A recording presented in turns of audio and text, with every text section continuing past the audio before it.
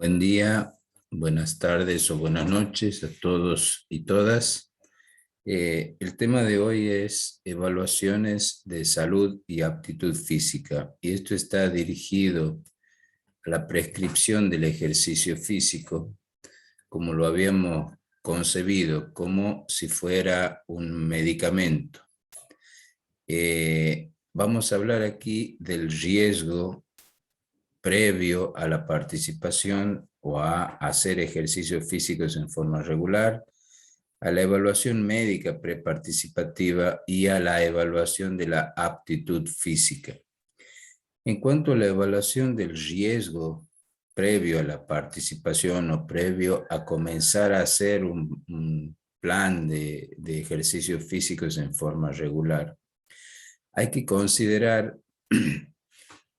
un aspecto diferencial en cuanto a lo que uno está habituado a requerir a las personas que van a hacer actividad física. Si tenemos en cuenta que el ejercicio puede ser prescripto a todas las personas, cualquiera sea su condición, su edad, el sexo y demás, es importante tener en cuenta que la forma en que vamos a prescribir ejercicios físicos tiene que estar adaptada a cada persona, es personalizado e individualizado.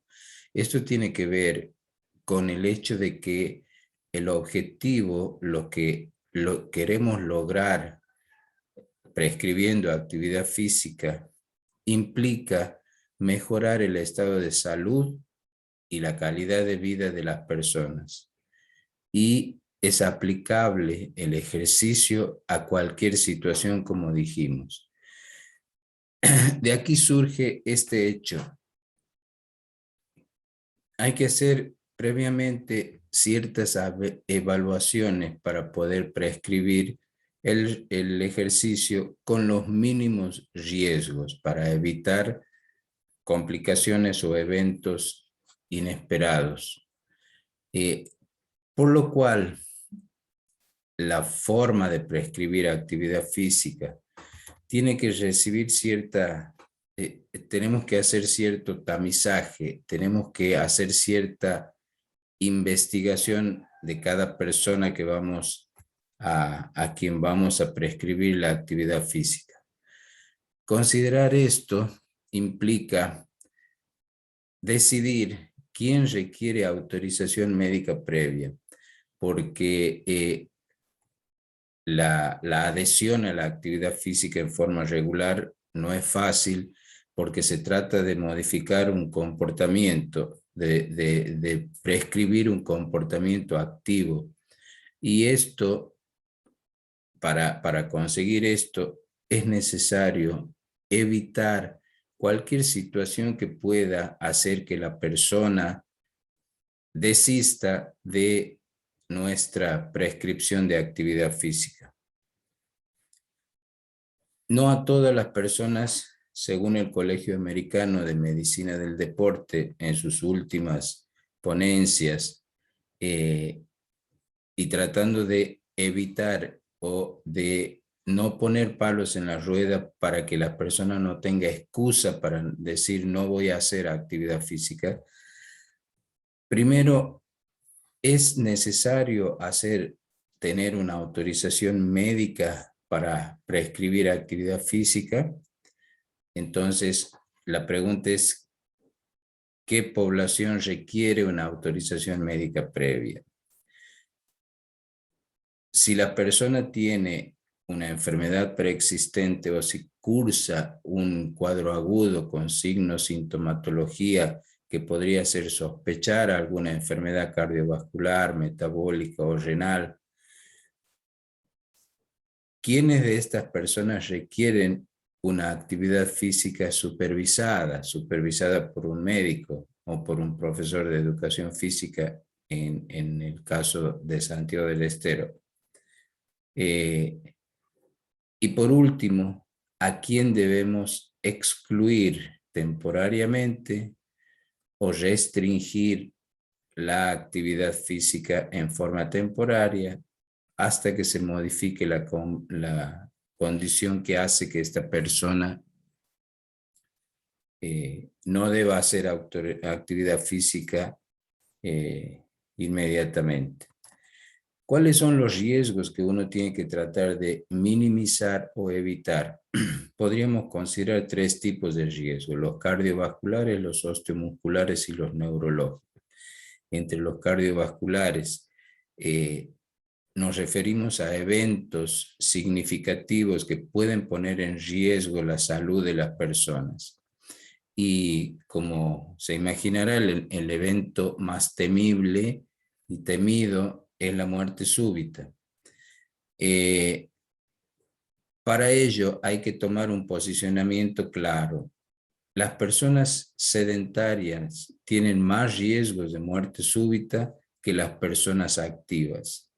Esto se basa en hechos evidentes, en trabajos científicos que han demostrado que las personas que tienen enfermedades cardiovasculares previas u otro tipo de enfermedades crónicas tienen más riesgo de morbilidad y mortalidad que las personas activas.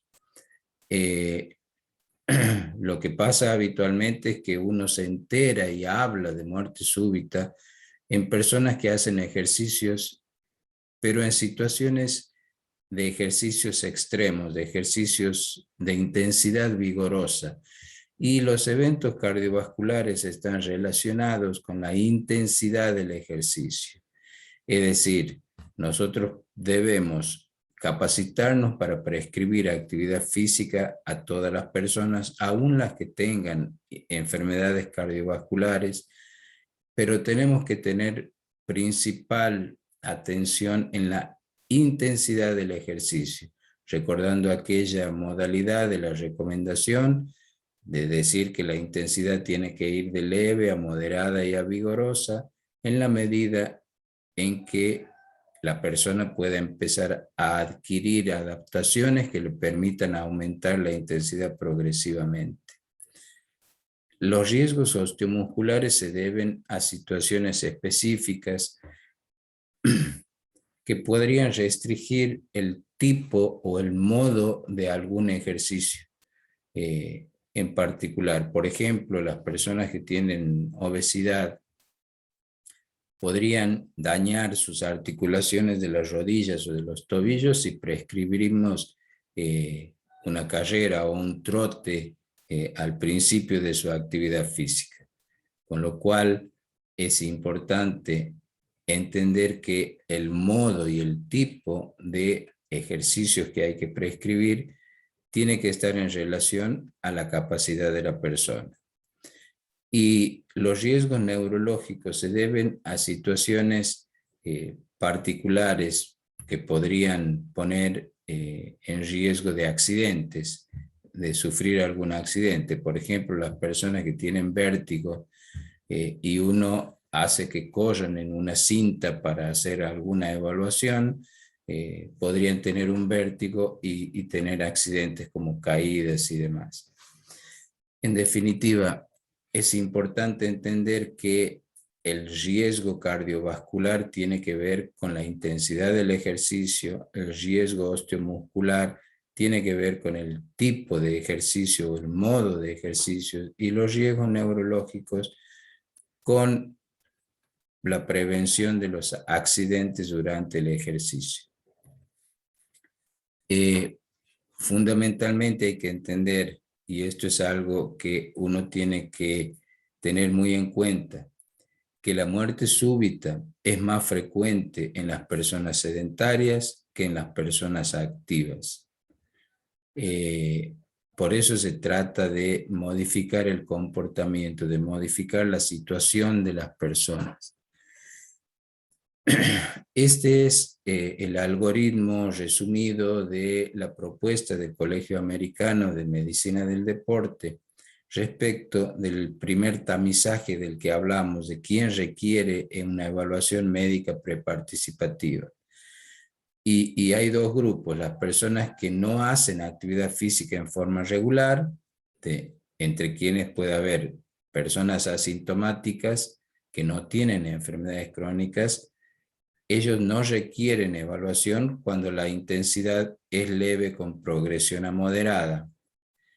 Las personas que no hacen actividad física y tienen síntomas sugestivos y o enfermedades crónicas conocidas, como enfermedades cardiovasculares, hipertensión arterial, diabetes, obesidad y demás, requieren de una evaluación médica para conocer la situación actual de la enfermedad.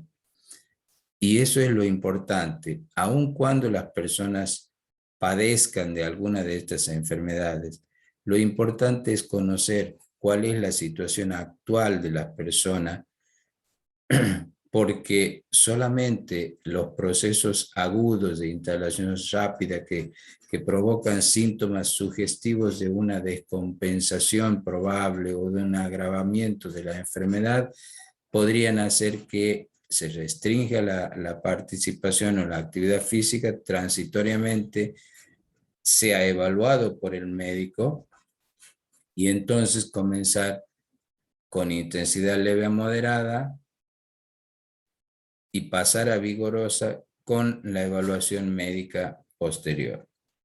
El otro grupo son las personas que sí hacen actividad física en forma regular y podemos distinguir tres grupos de personas: los asintomáticos sin enfermedades crónicas conocidas, aquellos que son asintomáticos pero tienen enfermedades crónicas no transmisibles conocidas, no requieren evaluación en la medida en que la intensidad del ejercicio sea moderada con progresión a vigorosa en el caso de los asintomáticos, o sea moderada en los casos de los asintomáticos con enfermedades. Cuando van a aumentar la intensidad del ejercicio, requieren la evaluación médica correspondiente. Y el otro grupo, el tercer grupo, de los que sí hacen actividad física en forma regular, son los mismos que el anterior, los que tienen síntomas sugestivos o enfermedades crónicas demostradas o diagnosticadas, requieren una evaluación médica y progresar en intensidad según la tolerancia de cada una de las personas.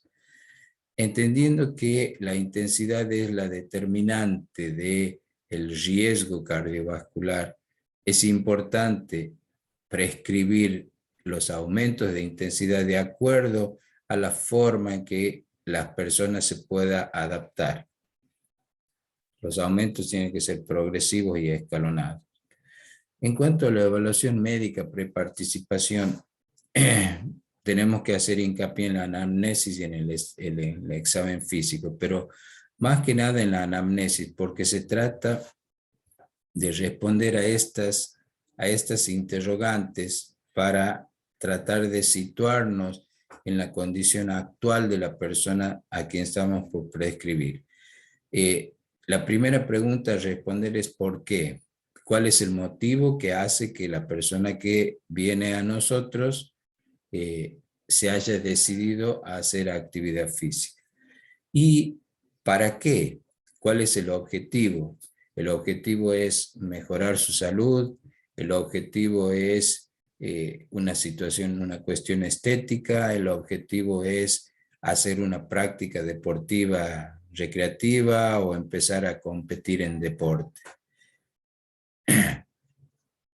El tercer punto son los antecedentes deportivos. Esto que decíamos antes, las personas que están acostumbradas o que hacen actividad física en forma regular y las que van a empezar una actividad física, para lo cual es imprescindible cuantificar la actividad física actual, es decir, hacer interrogaciones para saber si hace actividad física, si tiene un comportamiento activo, si es una persona sedentaria, y cuantificar la misma, es decir, conocer la intensidad de los ejercicios que hace, la duración, la frecuencia, el tipo de ejercicio que hace y demás. Y por último, y no menos importante, considerar las preferencias y las posibilidades, porque el problema de la actividad física regular es la adherencia, es decir, tomar como hábito hacer actividad física y persistir en ello, considerar que la actividad física debe ser parte de la vida de cada uno, para lo cual tenemos que conocer qué es lo que más le gusta hacer a esta persona y cuáles son las posibilidades. Probablemente el tiempo sea una limitante, entonces hay que considerar aquellos que hablamos de hacer 2 sesiones diarias de actividad física. Probablemente el lugar a donde vive la persona o el acceso a espacios libres también sea restringido. En fin, a eso se refiere cuando uno tiene que considerar las preferencias y posibilidades. De hecho que los resultados, en definitiva, podrían ser estas 4 situaciones actuales. La persona está apta para hacer actividad física adaptada a su situación actual y a su condición. Puede estar no apto porque tiene alguna limitación en este momento que hace que debamos restringir la participación transitoriamente.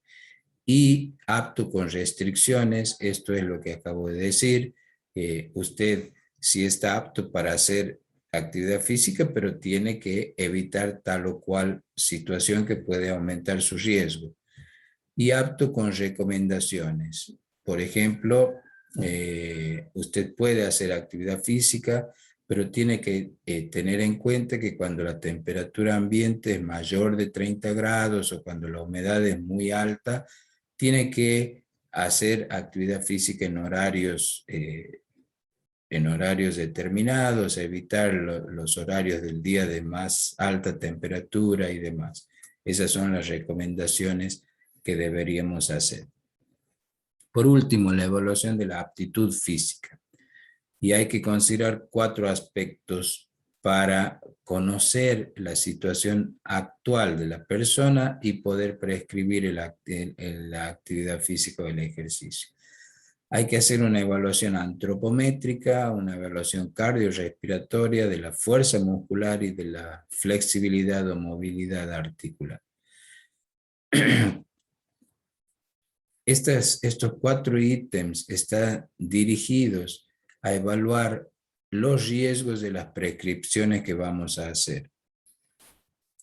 La evaluación antropométrica nos permite conocer parte del estado, un aspecto del estado de la salud de las personas y se refiere concretamente a la composición corporal y a las personas que tienen sobrepeso u obesidad o que no tienen un peso adecuado, considerado normal. Esta propuesta incluye estas 3 formas de hacer una evaluación antropométrica. El índice de masa corporal, que relaciona el peso con la talla, la distribución regional de la grasa y la composición corporal. Estas 3 ítems tienen interrelaciones y lo adecuado es usar más de una de ellas para determinar la composición, la situación antropométrica de la persona. El índice de masa corporal se utiliza en evaluaciones epidemiológicas poblacionales, pero ha perdido su sensibilidad en cuanto a la utilización en cada individuo, en la utilización individual.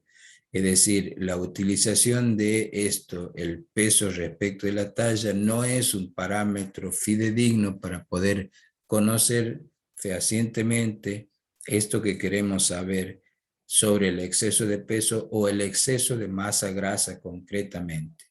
Para ello nos puede ayudar considerar el perímetro de la cintura, porque la masa grasa puede distribuirse fundamentalmente en 2 compartimentos, diríamos, la grasa del tejido celular subcutáneo y la grasa intraabdominal o perivisceral, la grasa ectópica que tienen las personas que tienen sobrepeso u obesidad importante. La grasa en el pericardio, la grasa perihepática y la grasa perirroneal fundamentalmente. El perímetro de cintura es un parámetro sensible para determinar la grasa intraabdominal o la grasa visceral, como se pretende.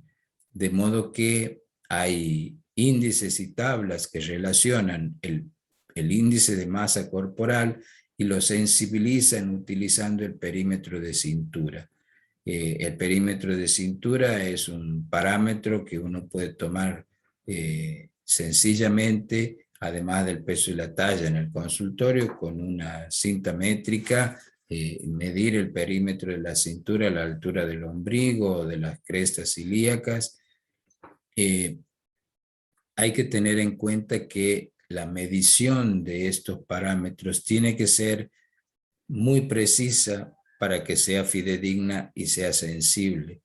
Y debe guiarnos en el seguimiento de cada individuo que estamos viendo. Puede ser muy útil para evaluar los resultados de nuestra prescripción. La medición frecuente o programada del peso, la talla y el perímetro de cintura nos dará cuenta de cuán efectivo está siendo nuestra prescripción de actividad física. Y lo más importante de todo es conocer la composición corporal, es decir, saber el porcentaje de masa grasa y el porcentaje de masa libre de grasa, que incluye la masa muscular, que es la más significativa en el aspecto de salud. La masa muscular, como dijimos, tiene relación directa con el consumo máximo de oxígeno, que es el parámetro sensible y es independiente en cuanto a la relación con la morbimortalidad. Para determinar la composición corporal, estos son métodos indirectos. El método directo es improbable porque se trata de, el método directo está en base al conocimiento de la disección cadavérica, de la que surgieron fórmulas que nos permitieron deducir en forma indirecta la composición corporal. Los métodos indirectos son todos estos: hidrodensitometría, absorcimetría de rayos X, DEXA, pletismografía, bioimpedancia y cineantropometría. De estas 5, las más usadas son la bioimpedancia y la cineantropometría. La bioimpedancia se mide la conductividad eléctrica del cuerpo, considerando que la masa grasa no conduce o conduce poco la electricidad, y de acuerdo a la intensidad de la electricidad del pasaje entre los electrodos que se usan para medir la bioimpedancia, uno puede deducir, utilizando fórmulas, el porcentaje de masa libre de grasa y de masa grasa. Para usar bioimpedancia hay que tener en cuenta que hay que cumplir ciertos requisitos que permiten considerar a este método con la eficacia y la precisión necesarias. Por ejemplo, hay que estar en ayunas de 4 horas de comida y de bebida. Tiene que evitarse el uso de diuréticos 7 días antes. Es necesario no hacer actividad física 12 horas antes de esto.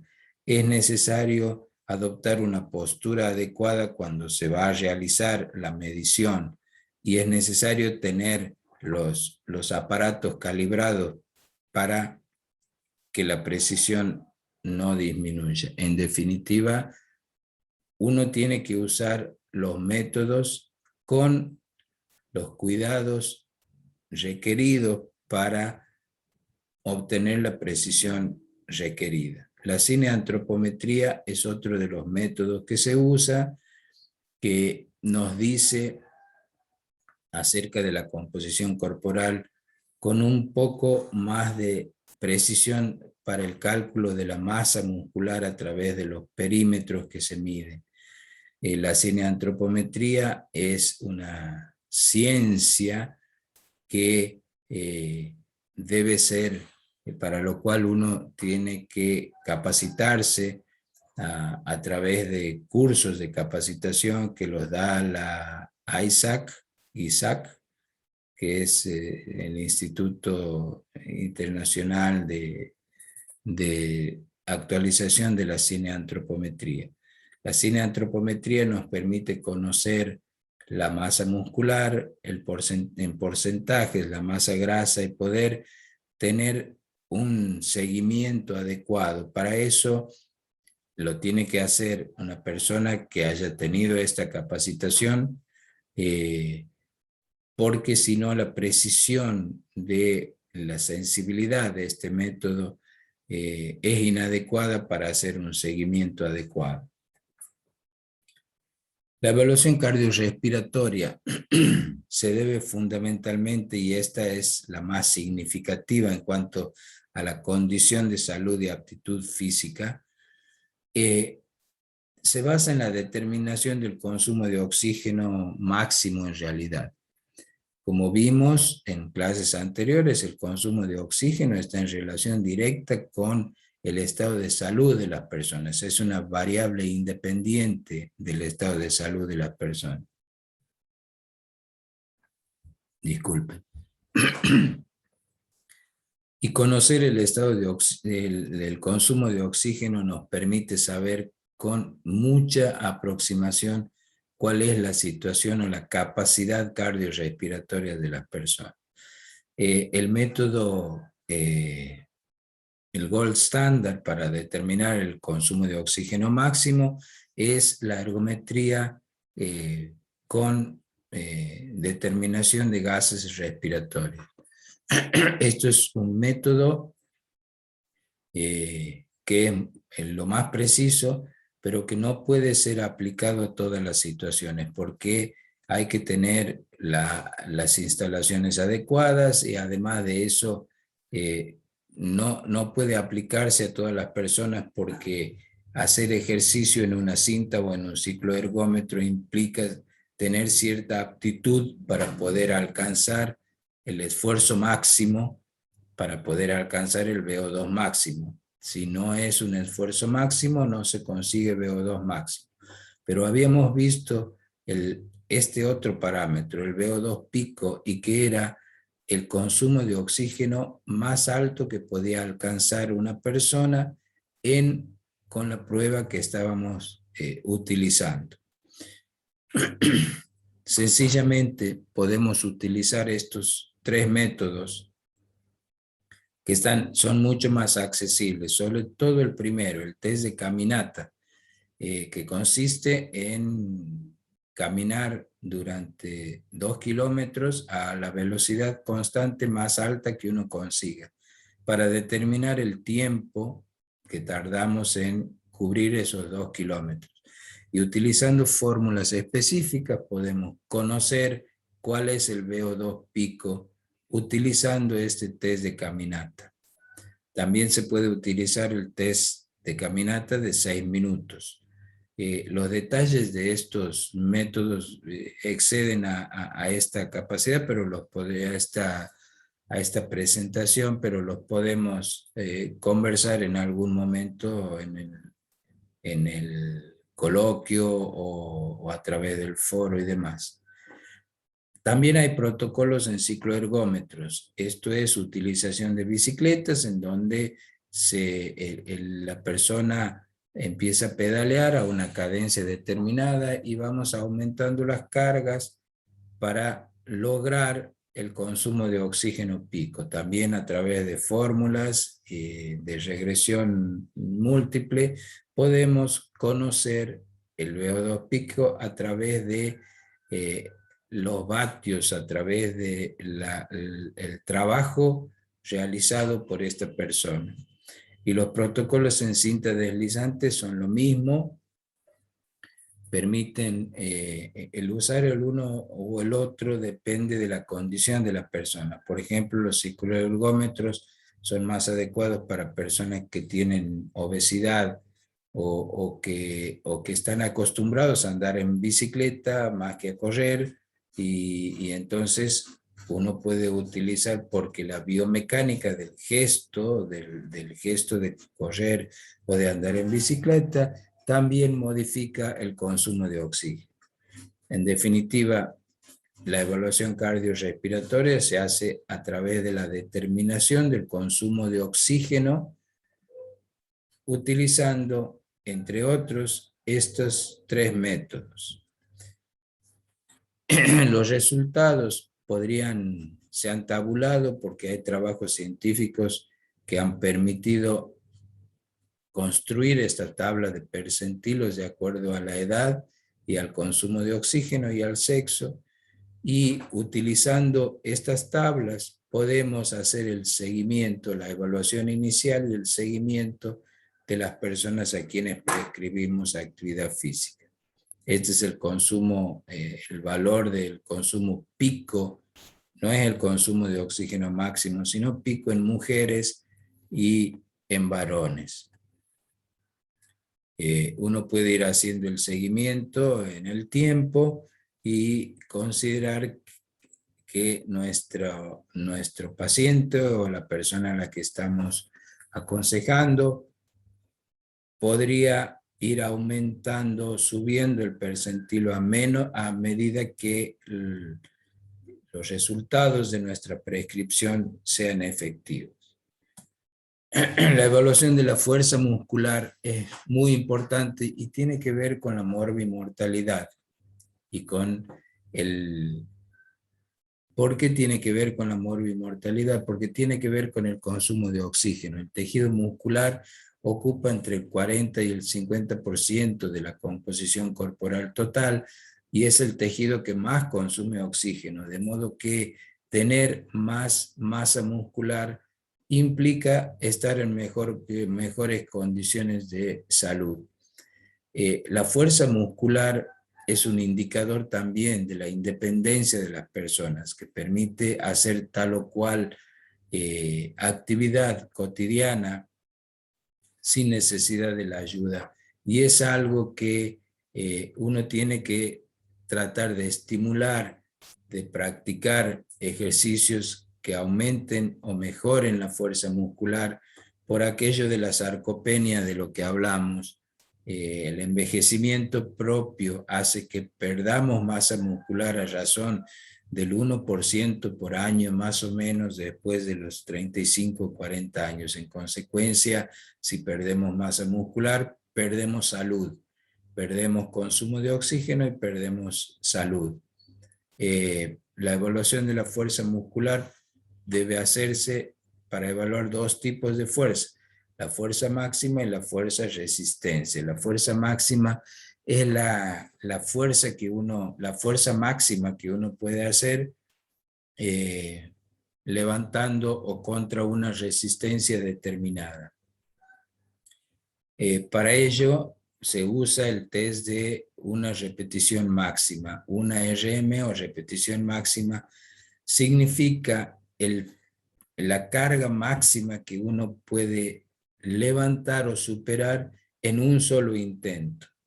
Es decir, hay varios métodos para determinar una repetición máxima, una RM, es decir, se hacen aumentos progresivos de las cargas, se empiezan con un peso medio y se va aumentando, dejando pasar un tiempo hasta que el músculo se recupera, hasta conseguir que se haga una única repetición y que no pueda uno hacer la siguiente repetición con esa carga determinada. Esa es la repetición máxima. Para prescribir los ejercicios de fuerza se utilizan porcentajes de una repetición máxima de cada persona para determinar la intensidad de la fuerza que se va a prescribir. Y el otro tipo de fuerza es la fuerza resistencia, que es la capacidad de mantener una resistencia en el tiempo. Esto es el número de repeticiones que uno puede hacer con las cargas moderadas o intensas. Y se mide, habitualmente se puede medir en las piernas, en los miembros superiores, y hay que tratar de medirlo en varios grupos musculares porque son diferentes la capacidad de fuerza de cada grupo muscular. Estos son flexiones de brazo, como todos conocen. La técnica es importante porque esto permite tener una evaluación precisa del estado de la fuerza muscular. Si uno no hace los ejercicios con la técnica adecuada, las determinaciones son más imprecisas. También se han construido tablas que permiten tener un conocimiento de la condición de la fuerza, resistencia con las flexiones de pecho, por ejemplo, de acuerdo a percentilos y a la edad de las personas. El uso de estas tablas nos permite hacer un seguimiento individual de nuestros pacientes. Y los abdominales también tienen una técnica que hay que respetar, hay que inclinar el torso, lograr levantar el torso por lo menos 30 grados de la horizontal, y también en el descenso tiene que apoyar completamente la columna en el piso para volver a hacer el ejercicio. También existen tablas para evaluar la fuerza muscular de los músculos abdominales. La flexibilidad o la movilidad articular también es un hecho indicativo del estado de salud de las personas. Y es muy importante porque tener una flexibilidad adecuada o conseguir el movimiento articular adecuado implica tener sanos los músculos y ejercitar nuestras articulaciones y también evitar lesiones, que es fundamentalmente el hecho de que nos permite mejorar el entrenamiento de la flexibilidad, que debe ser contemplado igual que el entrenamiento de la resistencia aeróbica y de la fuerza muscular. Una de las formas de determinar el grado de flexibilidad es el test de Sit-and-Reach, que consiste en evaluar el grado de flexibilidad de la columna vertebral, de los músculos isquiotibiales, de la elongación de los miembros superiores. Se pueden usar este tipo de dispositivos, que es un cajón en donde la persona apoya los pies, las rodillas tienen que estar bien extendidas y las piernas totalmente apoyadas en el piso, y la persona tiene que inclinarse para tratar de alcanzar la distancia máxima que separe la punta de las manos en el sentido opuesto al de las piernas. También se han construido tablas en donde podemos ver los percentilos y calificar y encontrar y saber, conocer el estado de la flexibilidad o de la movilidad articular de cada persona y hacer el seguimiento de cada uno. En conclusión, usando todos estos tests, podemos construir este nomograma que nos permite conocer el estado actual de la salud y de la aptitud física de las personas para prescribir el ejercicio adaptado. No hay que olvidar que el ejercicio prescripto está destinado a mejorar la calidad de vida y la condición de salud de las personas, para lo cual es muy importante minimizar los riesgos de la práctica del mismo, recordando siempre que el riesgo cardiovascular se minimiza atendiendo a la intensidad de los ejercicios, el riesgo osteomuscular se minimiza atendiendo al tipo o al modo de ejercicios que hay que prescribir, y el riesgo neurológico se minimiza considerando la prevención de accidentes que debemos tener en cuenta fundamentalmente. Bien, nos veremos en el próximo coloquio. Muchas gracias a todos.